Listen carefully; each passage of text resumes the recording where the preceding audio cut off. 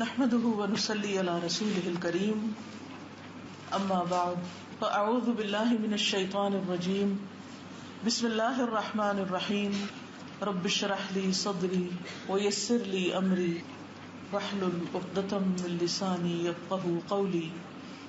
قرآن مجید میں اللہ سبحانہ وتعالیٰ کا ارشاد ہے، یا ایھا الذین آمنوا کتب علیکم الصیام کما کتب علی الذین من قبلکم لعلکم تتقون. اے لوگو جو ایمان لائے ہو، تم پر روزہ رکھنا لکھ دیا گیا ہے جیسے ان لوگوں پر لکھا گیا جو تم سے پہلے تھے، تاکہ تم تقوی اختیار کرو. گویا اللہ سبحانہ وتعالی ہم سب سے، ایمان والوں سے یہ چاہتا ہے کہ ہم رمضان کے روزے اس لیے رکھیں تاکہ ہمارے اندر تقوی پیدا ہو. اللہ سبحانہ وتعالی یہ مہینہ ہمیں اس لیے دے رہا ہے کہ ہمارے اندر ایک تبدیلی آئے، ایک چینج آئے، ہم پہلے سے بہتر انسان بن جائیں.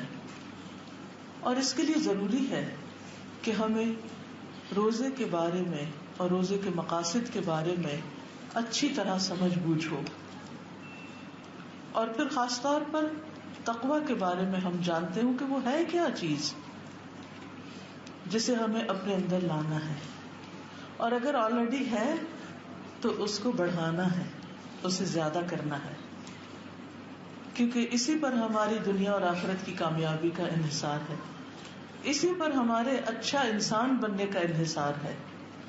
گویا ایک مہینہ ایسا آ رہا ہے کہ جس پہ اللہ سبحانہ وتعالی ہمیں پہلے سے زیادہ اچھا دیکھنا چاہتے ہیں. تو تقویٰ کیا ہے؟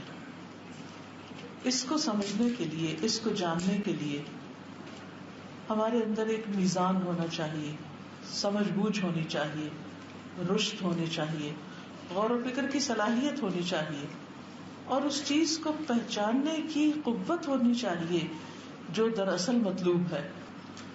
آپ جانتے ہیں کہ سورۃ الکہف میں کچھ نوجوانوں کا ذکر ہے جنہوں نے اللہ سبحانہ وتعالیٰ سے اپنے معاملات میں رشد مانگی تھی.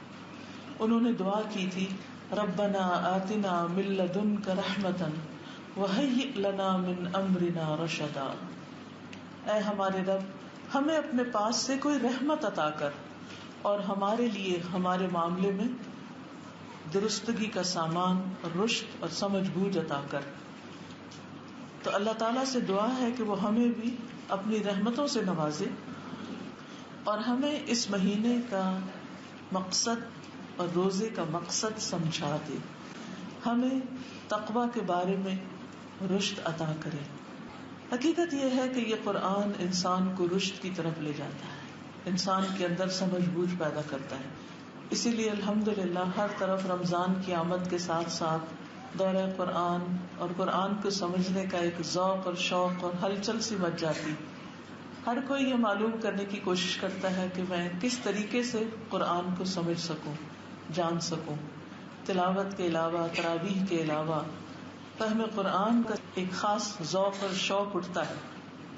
اس کا بھی اصل مقصد یہی ہے کہ ہمارے اندر رشد پیدا ہو اور اس رشد کے ذریعے ہم تقوی تک پہنچیں، اپنے مقصد تک پہنچیں، اپنا گول اچیو کر سکیں. جنہوں نے پہلی بار قرآن کو سنا تھا تو انہوں نے کہا، انا سمعنا قرآنا عجبا یہدی الی الرشد فآمنا بہ.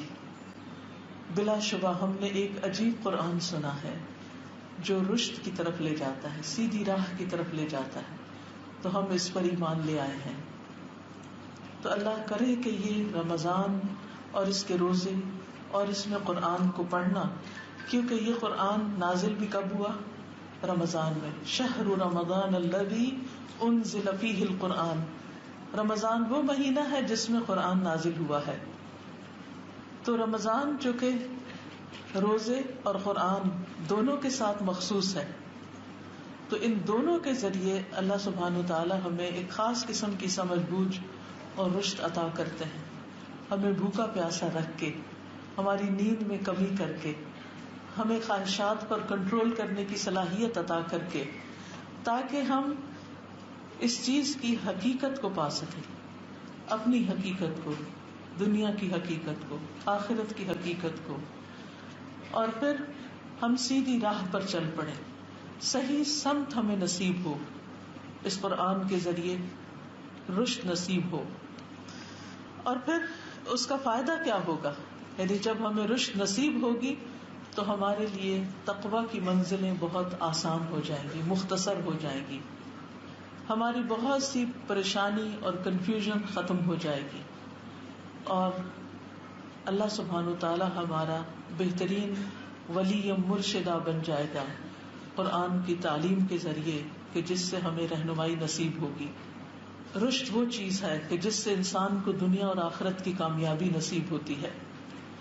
تو اس لیے ہمیں دعا کرنی چاہیے کہ اللہ آج کی اس مجلس سے ہمیں تقوی کا صحیح مفہوم عطا کر دے. ربنا آتنا من لدنک رحمتا وہیئ لنا من امرنا رشدا. قرآن مجید سے یہ حقیقت ہمیں بہت اچھی طرح سمجھ میں آ گئی ہے کہ روزہ تقوی کے حصول کا بہترین ذریعہ ہے، کیونکہ ہم نے حاصل تقوی کرنا ہے. یعنی اگر کوئی یہ پوچھے کہ سارے رمضان میں اور روزوں اور قرآن ان سب چیزوں کے ذریعے پایا کیا، یا ہمارے اپنے اندر ایک سینس آف اچیومنٹ ہو کہ کیا پایا، تو وہ ایک ون ورڈ میں تقوی ہے. اور یہ تقوی اگر حاصل ہو گیا تو ہم کامیاب ہو گئے، اور اگر یہ نہیں پایا تو باقی ساری چیز صرف ایک ایکٹیویٹی ہے، ایک ایکسرسائز ہے، مقصد نہیں. جیسے ہم کھانا کھاتے ہیں تو کھانا کھانا مقصد نہیں ہوتا، کھانے کے ذریعے بھوک مٹانا مقصد ہوتا ہے، قوت حاصل کرنا مقصد ہوتا ہے. تو جب ہم روزہ رکھتے ہیں تو اس سے ہمیں اصل میں کیا حاصل کرنا ہوتا ہے؟ تقوی حاصل کرنا ہوتا ہے. روزہ ایک طریقہ ہے، ایک ذریعہ ہے، ایک مینز ہے جس کے نتیجے میں ہمیں کچھ حاصل کرنا ہے. اب وہ تقوی کیا ہے؟ عام طور پر تقوی کا معنی لوگ کہتے ہیں اللہ کا ڈر یا اللہ کی محبت، وہ بھی ٹھیک ہے، لیکن وہ تقوی کا نتیجہ ہے. یعنی جب تقوی آتا ہے تو پھر انسان کے اندر اللہ کا ڈر پیدا ہو جاتا ہے، اللہ کی محبت پیدا ہو جاتی ہے. لیکن تقوی کا اصل لفظی معنی ہوتا ہے وقا، یقی سے ہے یہ لفظ، جس کا مطلب ہوتا ہے بچنا اور اپنے آپ کو بچانا. کس چیز سے بچانا یا کس چیز سے بچنے کی قوت پیدا ہونا؟ وہ ہے اللہ کی نافرمانی، اللہ کی ناراضگی کے کاموں سے بچنا.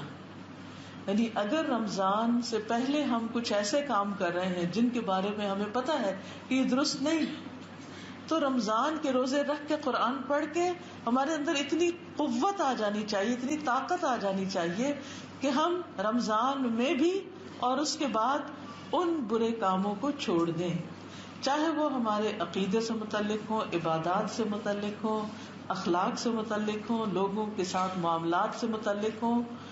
کوئی بھی چیز جس کے بارے میں ہم جانتے ہیں کہ یہ ہم ٹھیک نہیں کر رہے، خواہ وہ اپنی ڈیوٹی، خواہ کوئی جاب ہم کرتے ہیں، کچھ پڑھتے ہیں، کچھ لکھتے ہیں، ان چیزوں میں ہم کمی کوتاہی کر رہے ہیں، ڈنڈی مار رہے ہیں، کہیں بھی کچھ جو غلط کر رہے ہیں، ان ساری چیزوں کے بارے میں جہاں جہاں ہم غلط ہیں وہاں وہاں ہم اپنی اصلاح کے قابل ہو جائیں، ہمارے اندر ایسی قوت پیدا ہو جائے کہ ہم ان برائیوں کو چھوڑ سکیں. امام ابن تیمیہ کہتے ہیں کہ دنیا کی تمام آفات اور مصیبتوں سے، غور سے سننے کی بات ہے، تمام آفتیں اور مصیبتیں، یعنی ہم میں سے ہر شخص کسی نہ کسی مصیبت کا شکار رہتا ہے، تمام آفات اور مصیبتوں سے جان چھوٹ نہیں سکتی مگر اللہ کے لیے اخلاص کے ساتھ، کہ جب بندے کا تعلق اللہ تعالیٰ سے درست ہو جاتا ہے تو پھر ہی انسان غموں سے نجات پاتا ہے. الا ان اولیاء اللہ لا خوف علیہم ولا هم یحزنون. اور اخلاص حاصل نہیں ہو سکتا مگر زہد حاصل کرنے کے بعد. زہد ہوتا ہے دنیا سے بے رغبتی، دنیا کی چیزوں کے ساتھ وہ محبت نہ رکھنا جو نہیں رکھنی چاہیے، یعنی جس کے وہ قابل نہیں. اصل میں دنیا کی حقیقت کیا ہے، دنیا کی ورتھ کیا ہے؟ حدیث میں ہمیں کیا بتایا گیا؟ آپ میں سے بہت سے لوگوں نے وہ حدیث سنی بھی ہوگی کہ اگر دنیا کی قیمت ایک مچھر کے پر کے برابر، پورا مچھر بھی نہیں، مچھر کے پر کے برابر بھی ہوتی تو اللہ سبحانہ و تعالیٰ کسی کافر و مشرک کو دنیا میں سے ایک گھونٹ پانی بھی نہ دیتا، لیکن ہم دیکھتے ہیں کہ ان کے پاس بہت کچھ ہے، مگر جتنا کچھ بھی کسی کے پاس ہے اس کی حیثیت اللہ کی نگاہ میں ایک مچھر کے پر سے زیادہ نہیں. پوری دنیا کی دولت بھی کوئی حقیقت نہیں رکھتی اللہ سبحانہ وتعالیٰ کی رضا کے مقابلے میں، اللہ کی رحمت جو جنت کی شکل میں ہے اس کے مقابلے میں. تو انسان جب دنیا کو بہت زیادہ اہمیت دیتا ہے تو دراصل میں دھوکے کا سامان کر رہا ہوتا ہے. وہ اپنی محبت کو، اپنی توجہ اور اپنی انرجیز کو ایسی چیز پر لگا رہا ہوتا ہے جو اس قابل نہیں کہ ان کے پیچھے اتنی محنت کی جائے جتنی انسان کو اپنی آخرت کے لیے کرنی چاہیے. تو کہتے ہیں کہ زہد جب تک نہ ہو اس وقت تک اخلاص نہیں آتا، کیونکہ جب تک ہم اللہ سبحانہ و تعالیٰ کو ہر چیز سے زیادہ نہیں چاہیں گے تو پھر وہ خالص والی بات تو نہیں نا، سنسیئرٹی تو نہیں. ہم زبان سے کہتے بھی رہے اللہ تعالیٰ بہت بڑا ہے، ہمیں اللہ سے محبت ہے، لیکن اس سے زیادہ ہمیں اپنی نیند سے محبت ہو، اس سے زیادہ ہمیں کھانے پینے سے ہو، اس سے زیادہ ہمیں دنیا کی چیزوں سے ہو، شاپنگ اور ادھر ادھر کی جو آسائش کی اور زینت کی چیزیں ہیں. تو پھر کہہ کچھ رہے ہیں اور کر کچھ رہے ہیں، قول و فعل میں ایک تضاد ہے. تو بہرحال جب تک زہد یعنی دنیا ضرورت ہے، دنیا سے محبت نہیں، وہ حاصل نہیں ہوتا تو اس وقت تک اخلاص نہیں ملتا. اور زہد حاصل نہیں ہو سکتا مگر تقویٰ اپنانے کے بعد. تقویٰ سے ہی زہد ملتا ہے. اور تقویٰ سے مراد کیا ہے کہ جن چیزوں کا اللہ نے حکم دیا ان کو کرنا اور جن چیزوں سے اللہ نے روکا ہے ان سے رک جانا.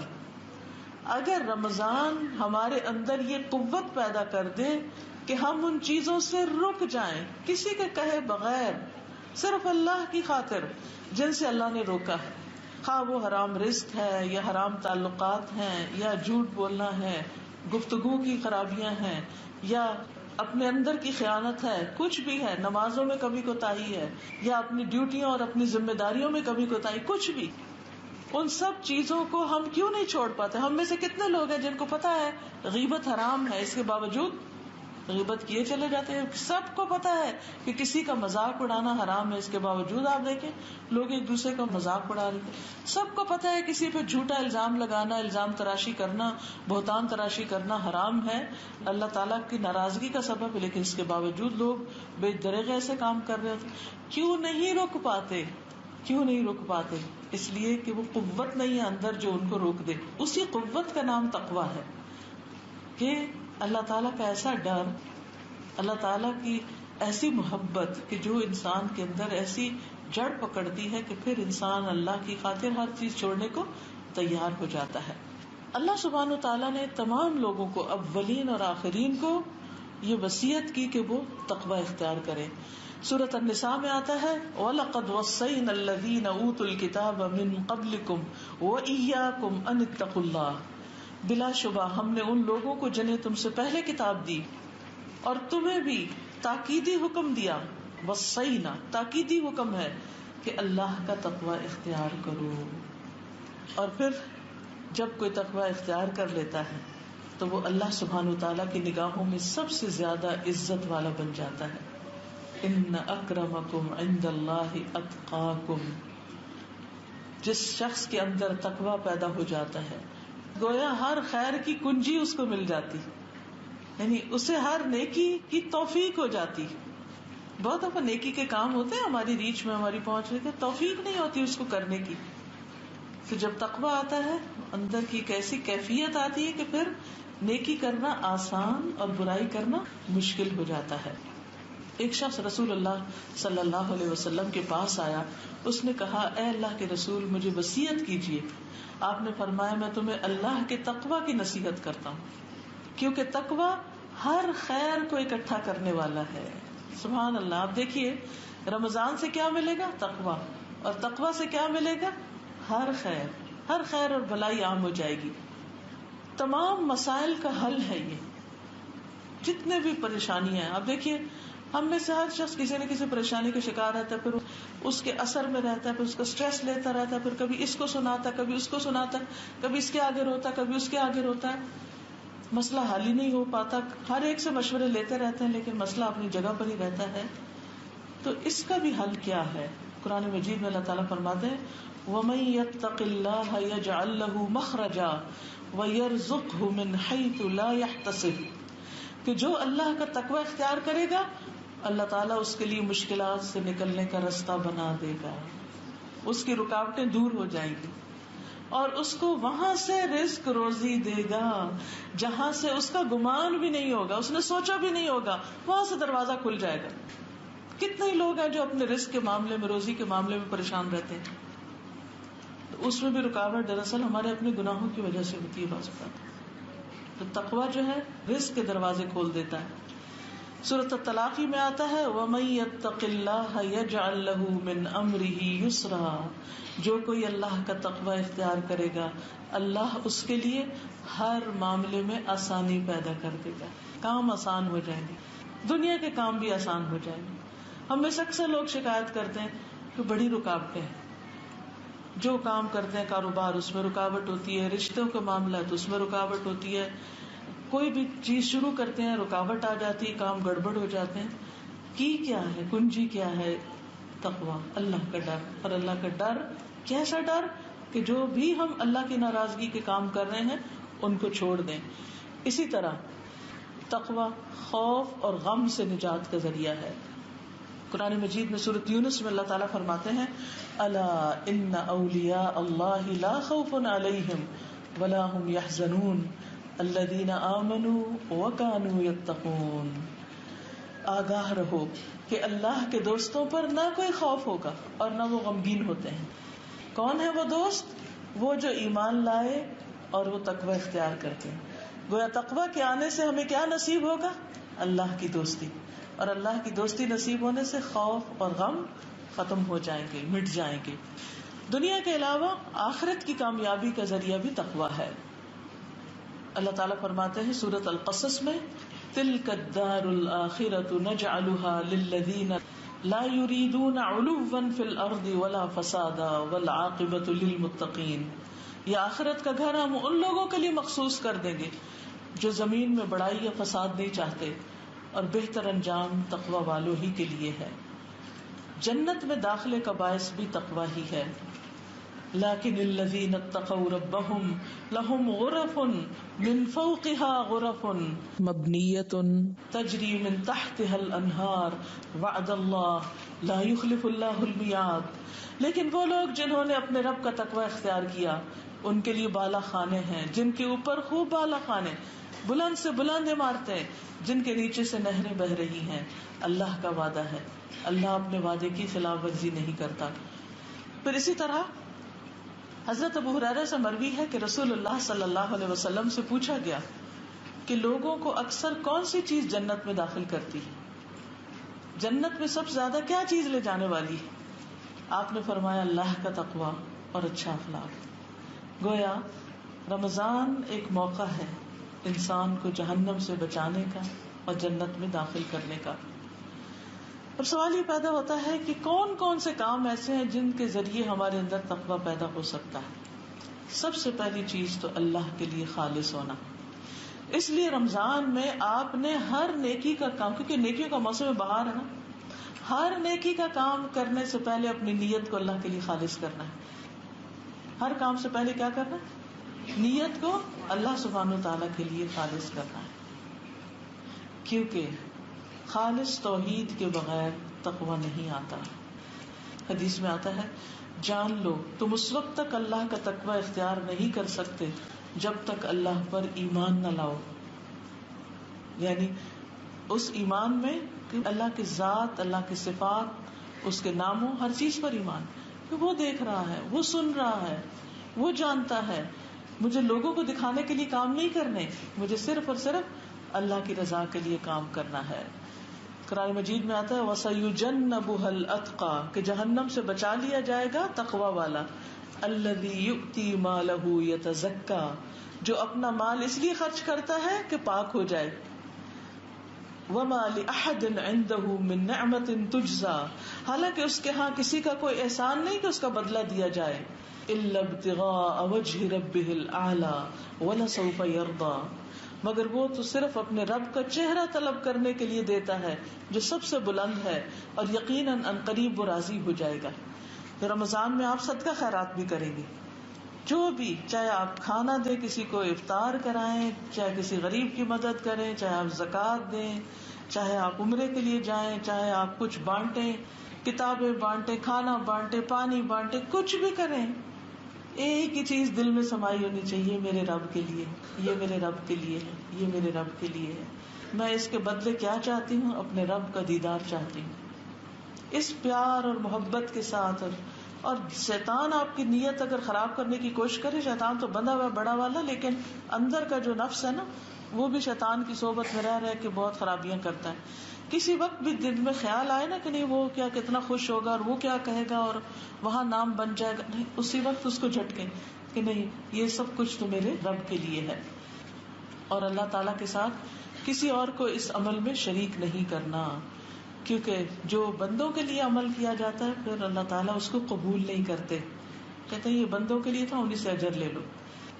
تو اس لیے روزہ ہو، قرآن ہو، ذکر ہو، صدقہ ہو، عمرہ ہو، خیرات ہو، کچھ ہو، سب اللہ کے لیے۔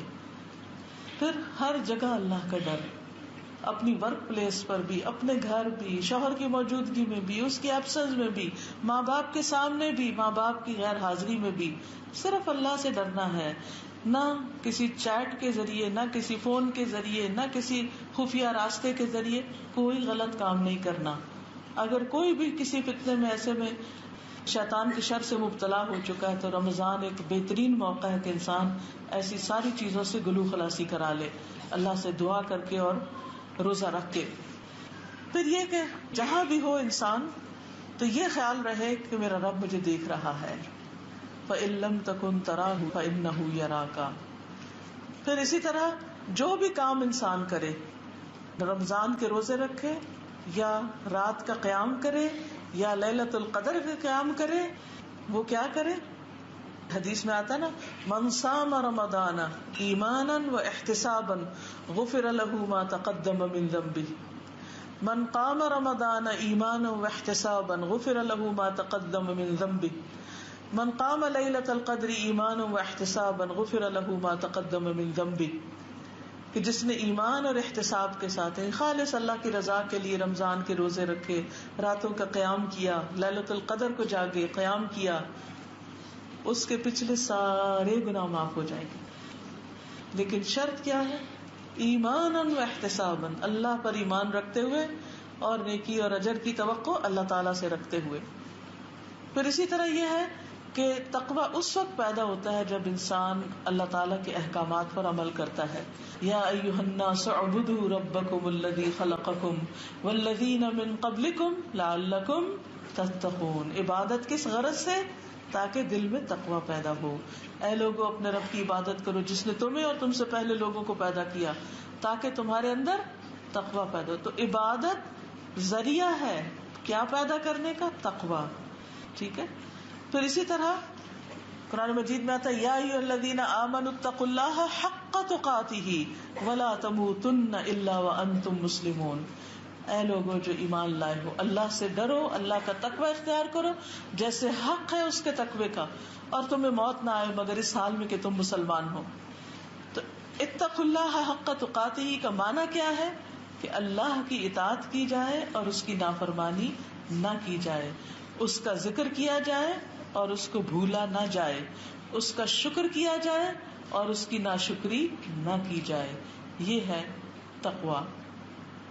اور پھر اللہ تعالیٰ کے بتائے ہوئے راستوں پر ہی انسان گامزن رہے، چلتا رہے، اسی کی دی ہوئی ہدایت کو اپنی ہدایت بنائے، کسی اور کی طرف نہ دیکھے کہ وہ کون اور مجھے کیا کرنے کا مشورہ دیتا ہے۔ بعض لوگ ایسا ہوتا ہے انہیں اللہ کا حکم پتہ چلتا ہے نا، مثلا نماز کا حکم یا حجاب کا حکم یا کسی اور کام کا، پھر وہ کیا کرتے ہیں؟ پھر لوگوں سے مشورہ کرنے بیٹھ جاتے ہیں، آپ کیا کہتے ہیں کہ مجھے ان حالات میں حجاب کرنا چاہیے؟ آپ کیا کہتے ہیں مجھے ان حالات میں یہ نوکری چھوڑ دینی چاہیے جبکہ پتہ ہو کہ یہ حرام ہے؟ سود چھوڑنے کی بات آتی ہے، قرآن پڑھیں گے آپ رمضان میں تو سود کی بات آئے گی کہ سود اللہ اور اس کے رسول کے خلاف جنگ کی بات ہے، لیکن پھر ہم کیا کرتے ہیں؟ آیت بھی سن لیتے ہیں، معنی بھی جان لیتے ہیں، پھر جا کے لوگوں سے مشورہ شروع کر دیتے ہیں۔ تو یہ تقویٰ نہیں ہے۔ تقویٰ کیا ہے؟ کہ اللہ نے جو رہنمائی کی ہے اس کو اختیار کیا جائے. والذین اہتدوا زادہم ھدا وآتاہم تقواہم. جن لوگوں نے ہدایت پائی اللہ ان کو اور زیادہ ہدایت دیتا ہے. جو ہدایت قبول کر لیتے ہیں اللہ اور دیتا ہے اور تقوی عطا کرتا ہے. پھر اسی طرح یہ ہے کہ گناہوں سے بچنے کی پوری کوشش، چھوٹی چھوٹی برائیوں سے بھی بچنا. ابو درداء کہتے ہیں مکمل تقوی یہ ہے کہ انسان اللہ سے اتنا ڈرے کہ ذرہ برابر چیز سے بھی پرہیز کرے. جیسے نبی صلی اللہ علیہ وسلم نے ایک جوتا پہن کے اور ایک جوتا نہ پہن کے ننگے پاؤں چلنے سے منع کیا. تو کسی بزرگ کا قول ہے کہ میں ایسی حالت میں ایک قدم بھی نہیں چلنا چاہوں گا کیونکہ اس سے منع کیا گیا. کہا یہ کہ انسان کے اچھا ایسی مجبوری ہو تو پھر کیا کرے، ایسی ہو تو کیا کرے. ٹھیک ہے اگر ایک پاؤں میں کوئی تکلیف ہوگی، جوتا پہن ہی نہیں سکتے، بیساکھی پہ ایک اور بات ہے تو چلیں گے بھی ایک ہی ٹانگ پہ پھر. لیکن عام لوگوں کے لیے حکم جو ہے، جب حکم آ جائے تو پھر اس کے بعد انسان کے کہ اب میرا کوئی دن اللہ کی نافرمانی میں نہ گزرے. نافرمانی تو بڑی بات ہے، جو چیز دل میں کھٹک جائے اس کو بھی چھوڑ دو. تقویٰ کیا ہے؟ ابن عمر کہتے ہیں بندہ تقویٰ کی حقیقت کو نہیں پا سکتا، یعنی تقویٰ اس کے اندر آ ہی نہیں سکتا جب تک کہ اس بات کو نہ چھوڑے جو دل میں کھٹکتی. اب آپ دیکھیں کہ ہم سب جب کوئی کام کرنے لگتے ہیں تو ہمیں پتہ ہوتا ہے کہ یہ ٹھیک ہے یا نہیں. اب مثلا رمضان کے فوراً بعد شادیوں کا سیزن شروع ہو جاتا ہے. رمضان میں خوب اچھی طرح روزے رکھتے ہیں، نمازیں پڑھتے ہیں، سب کچھ کرتے ہیں. رمضان کے بعد پھر ہم بازاروں کے چکر لگانے شروع کر دیتے ہیں. اس میں ہماری نمازوں کا حال کیا ہوتا ہے؟ جو ہم اسپینڈنگ کر رہے ہوتے ہیں وہ کس حد تک جائز ہوتی ہے اور کہاں ہم اسراف میں داخل ہو جاتے ہیں. ایک ایک جوڑا بنانے پر لاکھوں بعض اوقات لگا دیے جاتے ہیں. اسی طرح بعضوں کو صرف وقتی ڈیکوریشن کے لیے ہزاروں خرچ کر دیے جاتے ہیں. تو ان ساری چیزوں پہ بعض اوقات ہمارے دل اندر سے کہہ بھی رہا ہوتا ہے کہ یہ ٹھیک نہیں، لیکن ہم لوگوں کی وجہ سے ہائے لوگ کیا کہیں گے. اب دیکھیں جب ہم یہ بات کرتے ہیں نا ہائے لوگ کیا کہیں گے، تو ہم کس سے ڈر رہے ہیں؟ اللہ سے ڈر رہے ہیں یا لوگوں سے ڈر رہے ہیں؟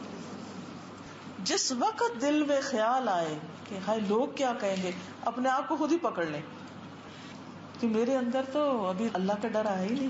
اگر اللہ کا ڈر ہوتا تو پھر میرے دل میں یہ آتا کہ ہائے اللہ تعالیٰ کیا کہیں گے. یہ تھوڑی ہوتا کہ لوگ کیا کہیں گے. جو کام ہم لوگوں کے ڈر سے کرتے ہیں چاہے اچھے کرتے ہیں وہ بھی ٹھیک نہیں، کیونکہ لوگوں کی خاطر تو نہیں کرنا، اور اگر غلط کرتے ہیں لوگوں کی وجہ سے تو بھی ٹھیک نہیں.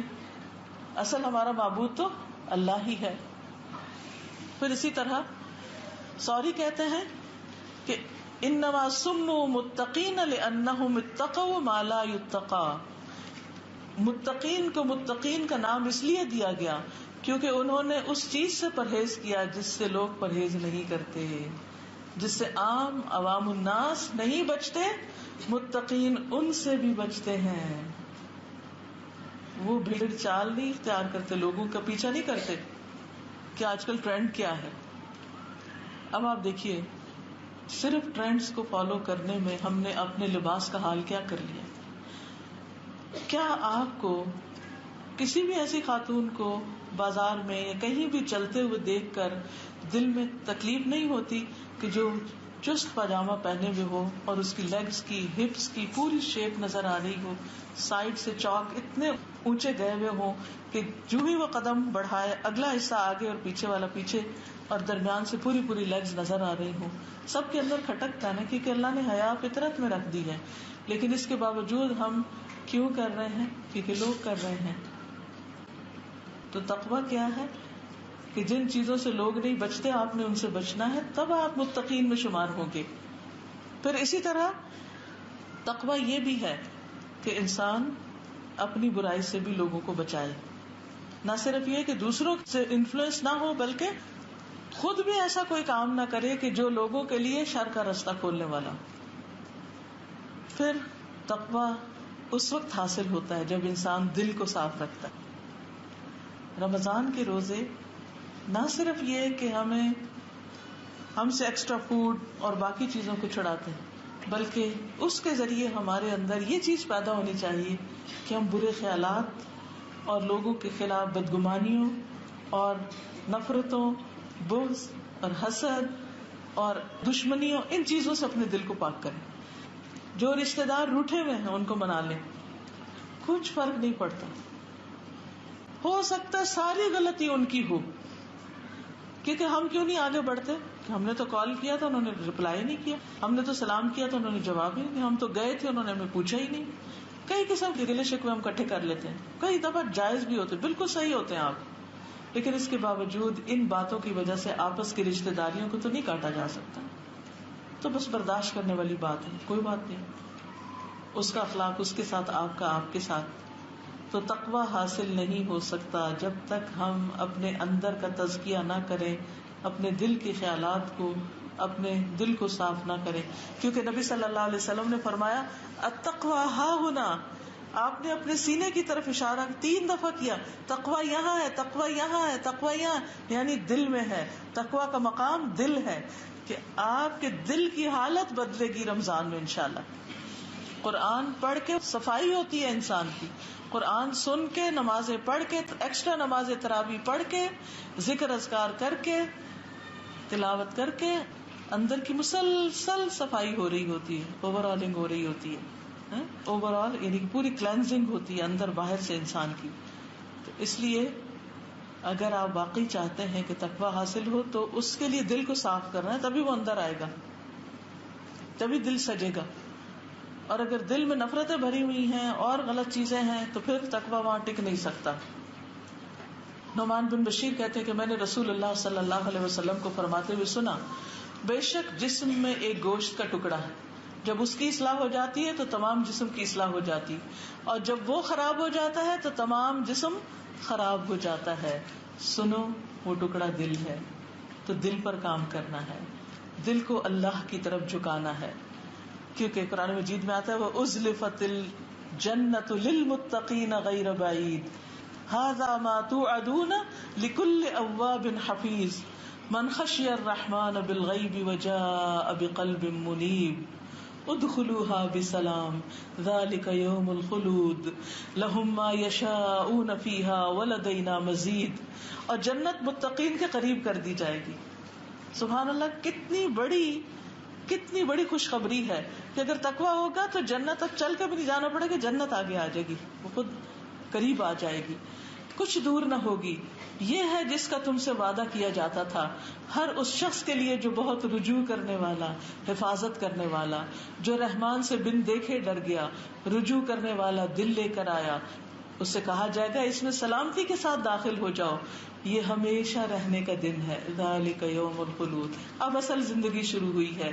ان کے لیے وہاں وہ کچھ ہوگا جو وہ چاہیں گے, اور ہمارے پاس مزید بھی ہے. لیکن وہ گھر اور یہ ساری نعمتیں اور آسانیاں کس کے لیے؟ تقویٰ والے کے لیے, تقویٰ کے ساتھ. تو تقویٰ کہاں ہوتا ہے؟ دل میں. اور دل کو کس سے بچانا ہے؟ گناہوں سے, برے خیالات سے. کیونکہ جب انسان گناہ کرتا ہے تو دل پہ کیا لگ جاتا ہے؟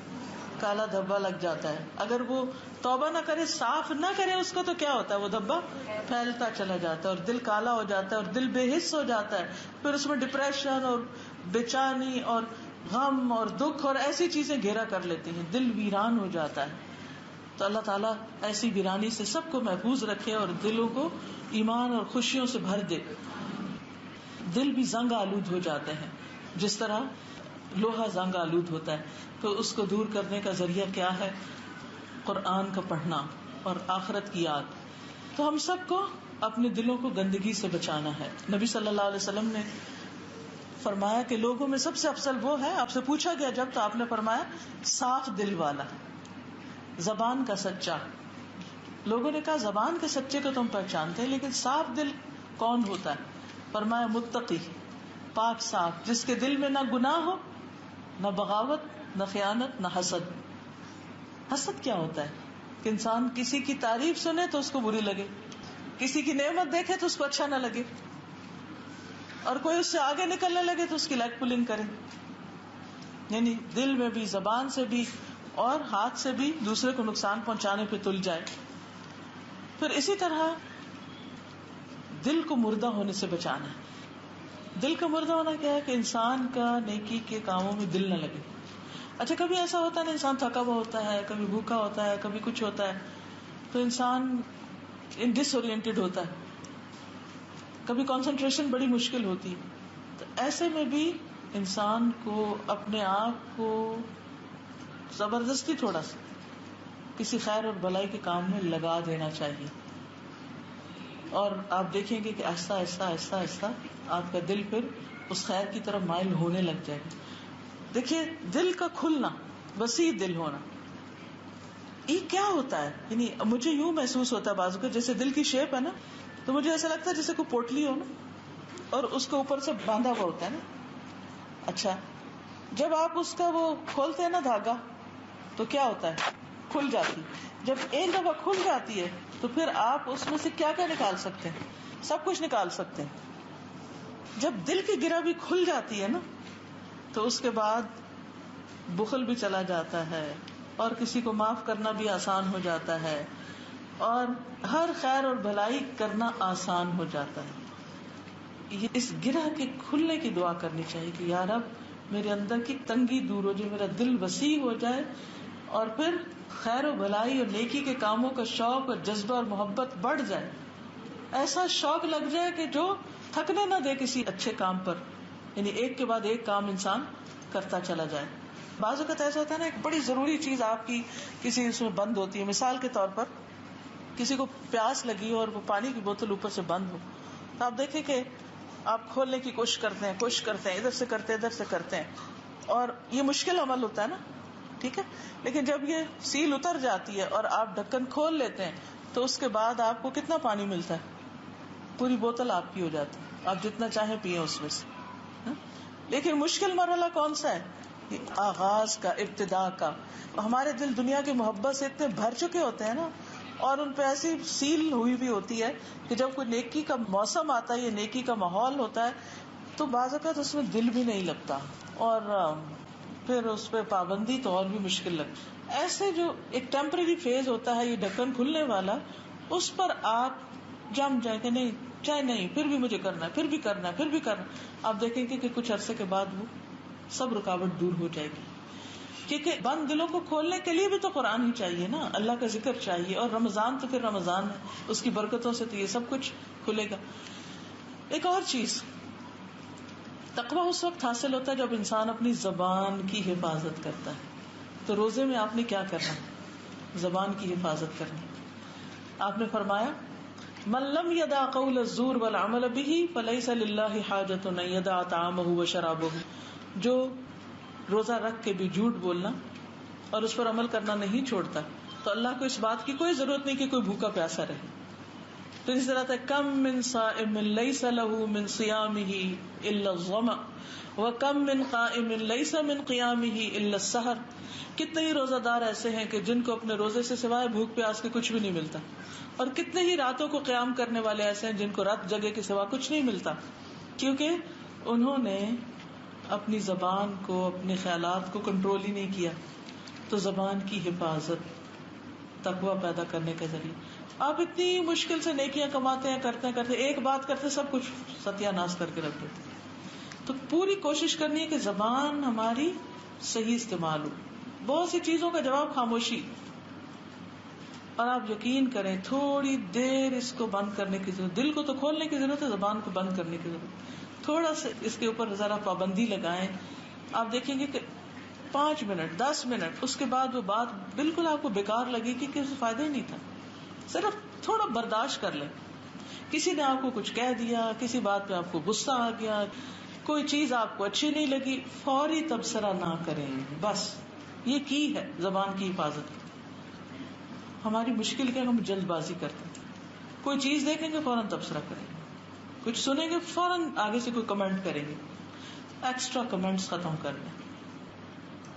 ججمنٹل نہ، فوراً جج کر لیں یہ اس لیے ہوا، اپنے پاس سے اس کے من گڑت اسباب بتائیں گے جو حقیقی بھی نہیں ہوتے بعض اوقات. وہ کہاں لکھے جائیں گے؟ ہمارے سوچنے کی بات ہے. جب تک پوری طرح بات سمجھے نا، فیصلہ نہ کریں. بعض کو بچے لڑائی جھگڑا کر رہے ہوتے ہیں، تو ایسی صورت میں ہمیں بہت محتاط رہنے کی ضرورت ہے. آپ سمجھیں کہ اصل روزہ تو زبان کا روزہ ہے، کیونکہ سب سے زیادہ یہ انسان کو خوار کرتی، اور پھر انسان کے اندر بے چینی بھی اسی کی وجہ سے ہوتی ہے.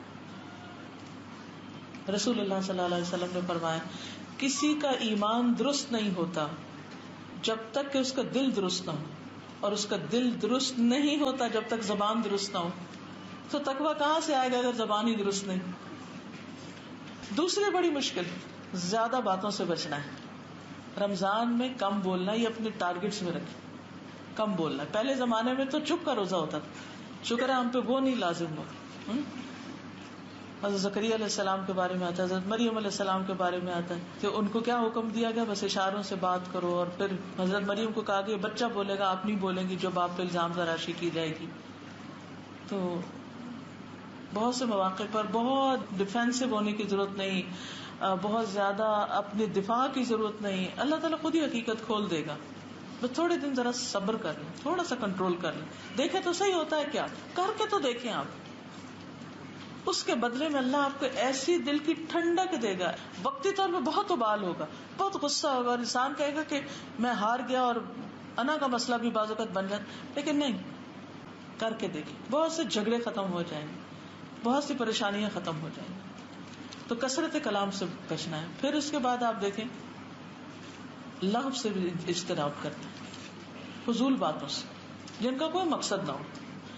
بعض اوقات ہم کہیں بھی اکٹھے ہوتے ہیں، حتیٰ کہ تراویح پڑھنے کے لیے اکٹھے ہوتے ہیں، دورہ قرآن کے لیے اکٹھے ہوتے ہیں. جب مومنٹ وہ ختم ہوتی ہے تو آپ دیکھیں کس قدر شور اٹھ جاتا ہے باتوں کا. وہ جو سنا ہوتا ہے اس کو جذب ہی نہیں کرتے، جو تراویح وغیرہ پڑھی ہوتی ہے اس کو اپنے اندر سموتے ہی نہیں، کہ بول بال کے سب اڑا دیتے ہیں.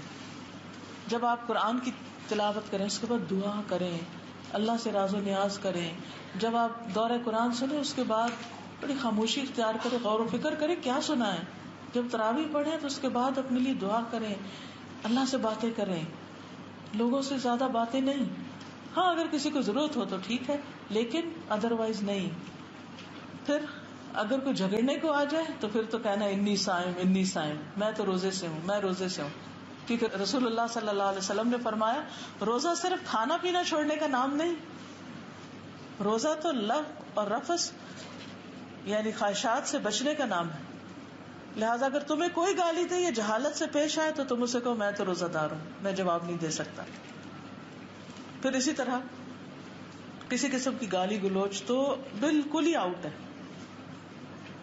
کوئی بھی دے رہا ہو تو اس کا جواب نہیں دینا، فرشتے دے دیں گے آپ کی طرف سے، آپ فکر نہیں کریں.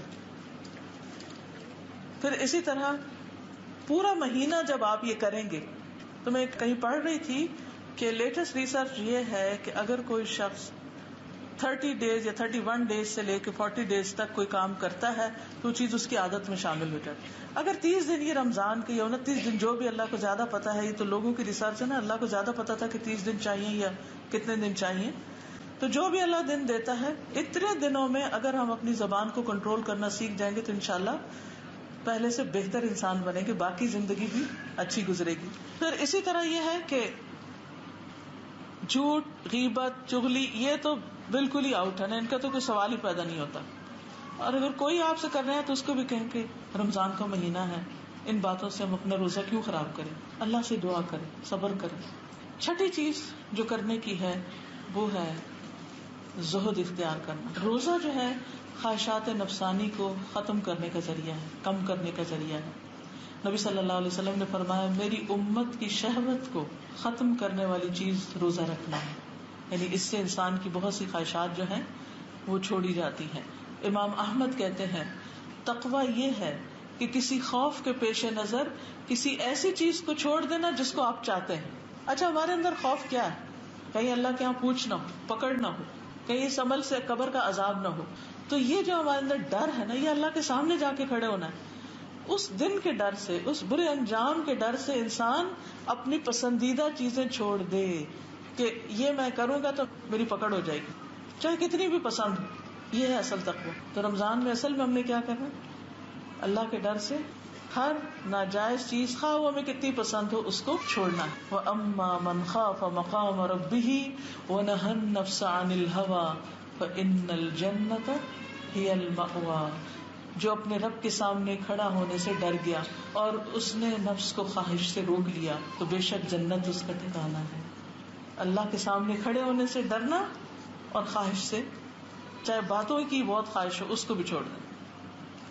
امام راغب کہتے ہیں کہ تقویٰ سے مراد نفس کی حفاظت ایک ایسی چیز سے کرنا جو گناہ میں ڈالتی، یعنی کوئی بھی چیز جو آپ کو گناہ میں ڈال دیتی ہے. مثلاً آپ کا موبائل ہے، آپ کو پتا ہے جب آپ اٹھائیں گے تو پھر آپ کو ایسی چیز لگا بیٹھیں گے کہ جو دیکھنا درست نہیں، پڑھنا درست نہیں، سننا درست نہیں. تو اب اس ایڈکشن سے جان کر کہ یہ باقاعدہ ایڈکشن بن چکی ہے کہ جیسے جب نشہ ختم ہوتا ہے نا، وہ اس کا اثر ختم ہوتا ہے تو پھر وہ انسان کہتا ہے کہ اب میں وہ اسی طرح نیند میں بھی ہاتھ سے ٹٹول رہے ہیں، کہاں ہے موبائل، اور کھانا کھاتے ہوئے بھی اور سفر میں بھی ہر جگہ. اور پھر چلو اگر کوئی کام کی چیز ہے تو اور بات ہے، لیکن اگر آپ اس میں سے سلپ ہو رہے ہیں اور ایسی چیزوں پہ جا رہے ہیں، ایسی چیزیں کر رہے ہیں جو آپ کو وقت ضائع کر رہی ہیں، جو آپ کو حرام میں مبتلا کر رہی ہیں، اس کو اٹھا کے کہیں رکھ دیں، اپنے اوپر خود پابندی لگائیں. کیونکہ امام راغب تو یہ کہتے ہیں کہ تقویٰ کی تکمیل اس وقت ہوتی ہے جب انسان حرام کے ساتھ مباح چیزوں کو بھی چھوڑتا ہے. مباح کا مطلب جو جائز ہوتی ہے، کچھ ان کو بھی چھوڑ دیتا ہے صرف اس لیے کہ ان کے کرنے سے بھی بعض اوقات میں آف ٹریک ہو جاتا ہوں. پھر اسی طرح غافل کرنے والی چیزوں سے بچنا ہے. ایسے ٹی وی پروگرامز، ایسی چیزیں ہاں کمپیوٹر پہ دیکھیں یا ٹی وی پہ دیکھیں یا کہیں کہ جو آپ کو غافل کر دیں. کچھ لوگ کیا کرتے ہیں، وہ روزہ کاٹنے کے لیے کیا کرتے ہیں، ٹی وی لگا لیتے دل بہلانے کے لیے کہ ٹائم پاس ہو جائے. نہیں، یہ ٹائم اتنا سستا نہیں ہے، یہ صرف انٹرٹینمنٹ کے لیے نہیں ہے. اپنے آپ کو ایسی چیزوں کا عادی بنائیں جس سے آپ اپنی آخرت کما سکیں.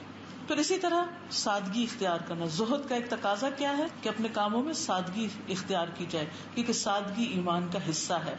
جب دنیا کی زینت ایکسٹرا میں اختیار کرنے لگتے ہیں تو ہمارا بہت سا وقت خرچ ہو جاتا ہے، بہت سا وقت اس میں چلا جاتا ہے.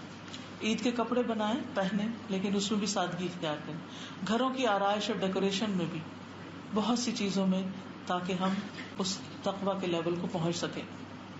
رسول اللہ صلی اللہ علیہ وسلم نے فرمایا، جو شخص اللہ تبارک و تعالی کی خاطر تواضع اختیار کرتے ہوئے عمدہ کپڑے پہننے کی قدرت کے باوجود سادہ لباس اختیار کرے، اللہ اسے قیامت کے دن ساری مخلوق کے سامنے بلا کر یہ اختیار دے گا کہ وہ ایمان کے جوڑوں میں سے جسے چاہے پسند کر لے.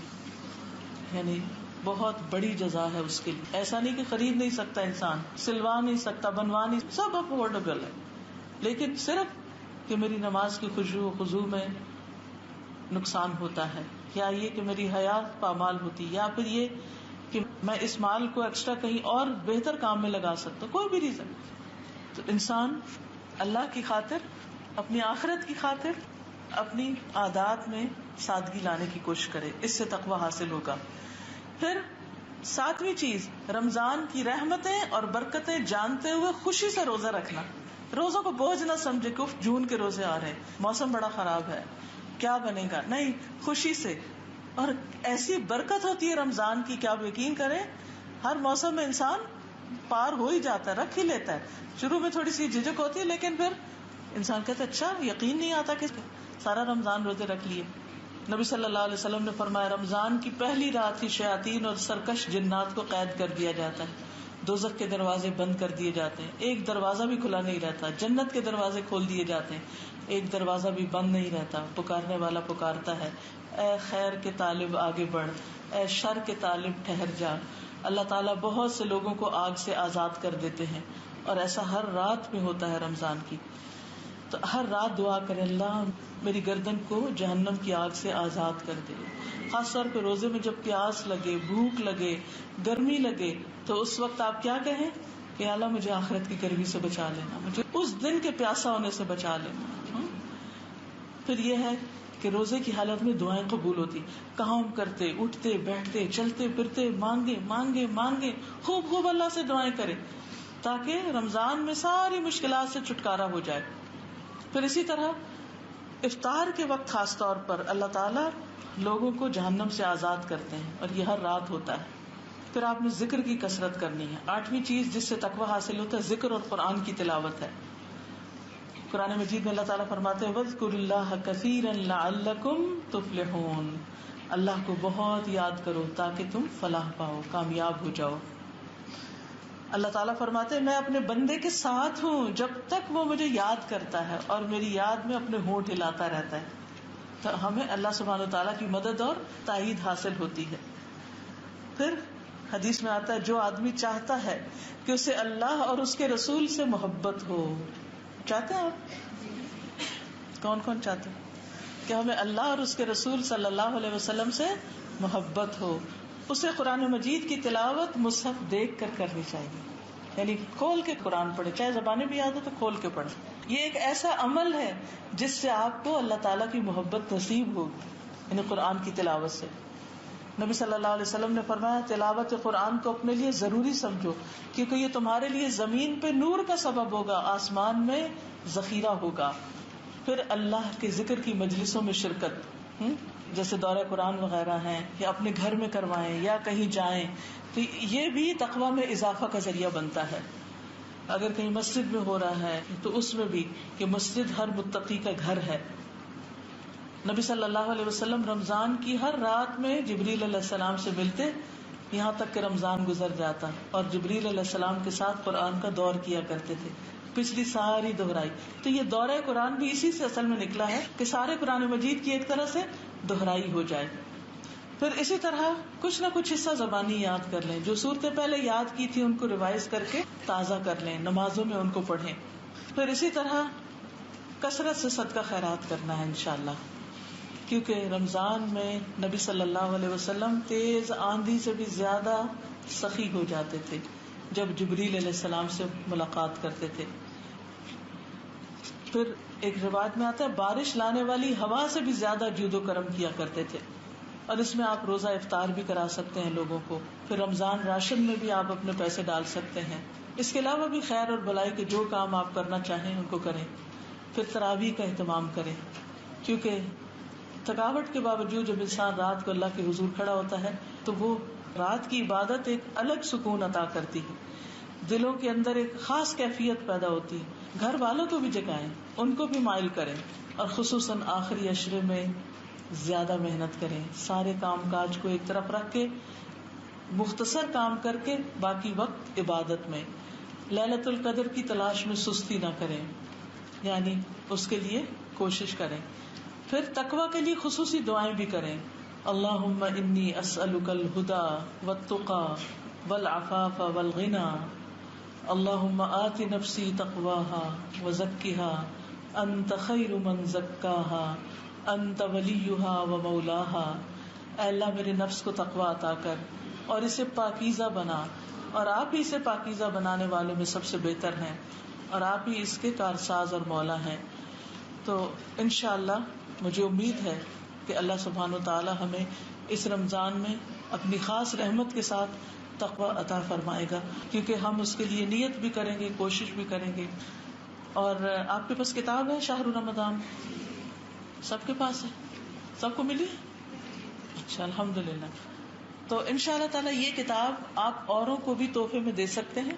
اس میں یہ جو میں نے بہت سی حدیثیں سنائی ہیں آپ کو اس کتاب میں انشاءاللہ ان میں سے بہت سی مل جائیں گی. آپ اپنے گھر والوں کے ساتھ شیئر کریں.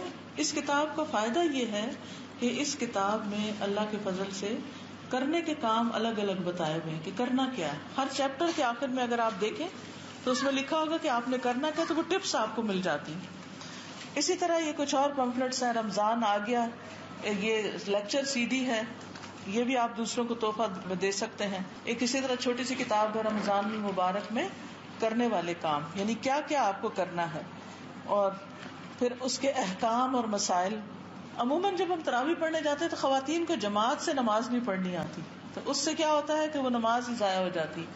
صحیح طریقہ آنا چاہیے. مسجدوں میں اس پمفلٹ کو بانٹیں، پڑھ کے سنائیں، خود پڑھیں بار بار، اور اپنی جماعت کی نمازوں کو ٹھیک کریں. پھر اسی طرح بہت سے لوگ رمضان میں زکوٰۃ نکالتے ہیں لیکن ان کو زکوٰۃ کے مسائل نہیں پتا، تو آپ یہ چھوٹا سا پمفلٹ ہے زکوٰۃ، اس کو آپ خود بھی پڑھیں، اوروں کو بھی. مثلا آپ رمضان میں اگر افطاریاں بھیجتے ہیں نا، تو کوئی کھانا بھیجا ہے یہ ڈبہ، یہ کوئی اس کے اوپر یہ پمفلٹ بھی ساتھ ساتھ رکھ کے آپ تحفے میں دے سکتے ہیں. اور روحانی خوراک بھی ساتھ ہوگی، اور وہ بھی، کیونکہ صدقہ کرنا بھی افضل ہے لیکن علم بانٹنا اس سے بھی زیادہ افضل ہے، کیونکہ اس کے ذریعے لوگوں کی دنیا اور آخرت سنورتی ہے. کھانے کی چیز تو تھوڑی دیر کھائیں گے، بات ختم ہو جائے گی. پھر اسی طرح ایک پمفلٹ ہے تقویٰ روزے کا مقصود، یعنی روزے میں اصل چیز جو حاصل کرنی ہے. جیسے آج میں نے کچھ باتیں کی تو کچھ باتیں آپ کو اس میں لگی، اور جو دعائیں ہیں وہ اس میں لکھی ہوئی ہیں. پھر رمضان المبارک نیکیوں کا موسم بہار. پھر عید الفطر کیسے مناتے ہیں اس کے بارے میں بھی یہ پمفلٹ ہے، یہ بھی آپ کو پتہ ہونا چاہیے. پھر شہر رمضان کتاب ہے. پھر ذکر کے لیے یعنی وہ اذکار جو جنت میں لے جانے والے وہ اس کارڈ میں لکھے ہوئے ہیں. یہ کارڈ بھی آپ رمضان میں لوگوں کو تحفے کے طور پہ دے سکتے ہیں. جس مسجد میں جائیں تراویحوں پر وہاں سب کو بانٹیں. آپ نے دیکھا ہوگا جو لوگ حج عمرے پہ جاتے ہیں وہاں لوگ مسجد میں کتنی چیزیں بانٹ رہے ہوتے ہیں. کوئی کھانا بانٹ رہا ہے، کوئی پمفلٹ بانٹ رہا ہے، کوئی کارڈ بانٹ رہا ہے، کوئی کچھ دے رہے ہیں. تو ہمیں بھی عادت ڈالنی چاہیے کہ اچھی اچھی چیزیں لوگوں میں دیں، لوگوں کے گھروں تک پہنچائیں. جیسے یہ گناہوں کی بخشش کا کارڈ ہے، رمضان پائے اور اس کی بخشش نہ ہو تو وہ اللہ کی رحمت سے محروم ہے، تو اس کے لیے دعا بھی کرنی چاہیے. پھر اللہ کا شکر ادا کرنے کا، جیسے شادی کا موقع ہے کوئی بھی تو الحمدللہ کا کارڈ ہے، یہ پڑھنا چاہیے. پھر شب و روز کے مسلسل ذکر سے افضل کے دن رات جیسے کوئی ذکر کر رہا ہے وہ اس کے برابر ثواب ہے. اگر کوئی یہ دعا پڑھتا ہے تو آپ اپنے کچن میں یہ کہیں بھی سامنے لگا کے پڑھ سکتے ہیں. پھر قرآنی اور مسنون دعائیں ہیں. پھر دعا کیجیے ہے. پھر ایاک نستعین ہے، یہ بھی بڑے سائز کی ہے جس میں جو لوگ آسانی سے نہیں پڑھ سکتے، ان کی نظر کمزور ہے تو بڑے فونٹ میں پڑھ سکتے ہیں. بزرگوں کو آپ یہ تحفے میں دے سکتے ہیں. پھر روزے اور اس کے مسائل سے متعلق یہ پوسٹر ہیں، مختلف جگہوں پہ آپ ہاسپٹلز میں بورڈز پر لگوا سکتے ہیں، کالجز میں اور پبلک پلیسز میں مختلف دکانداروں کے پاس جا کے آپ ان کو ایک ایک دے کے کہ بھائی صاحب یہ یہاں لگا لیں، کیونکہ جتنے لوگ آئیں گے وہ پڑھیں گے، کیا پتا کس کے دل پہ کیا بات اثر کر جائے، تو وہ سارا اجر و ثواب آپ ہی کو ملے گا. تو اس سے بھی آپ کو یہ فائدہ ہوگا انشاءاللہ کہ آپ جہاں لگائیں گے لوگ پڑھیں گے اور ان کو عمل کا راستہ ملے گا، ثواب ملے گا. اللہ تعالیٰ سے دعا ہے کہ وہ ہمیں عمل کی توفیق عطا فرمائے. وآخر دعوانا ان الحمد للہ رب العالمین.